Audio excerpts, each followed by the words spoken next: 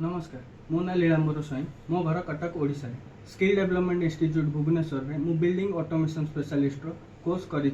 जो कोर्स रे मते बेसिक लेवल वायरिंग ठू नहीं रेसिडेंशियल वायरिंग एवं इंडस्ट्रियल लेवल वायरिंग पर्यंत शिखा मिलता एवं यही बिल्डिंग ऑटोमेशन स्पेशलिस्ट कोर्स रे KNX विषय में जानवा पाई KNX हूँ होम ऑटोमेशन सिस्टम जो होम ऑटोमेशन सिस्टम रे आम घर लाइट एवं फैन को ऑटोमेटिक वे केमी कंट्रोल करें शिखिलु एवं ताहार प्रोग्रामिंग आम शिखिलु एवं यह सहित आमको BMS विषय में जानवा पाई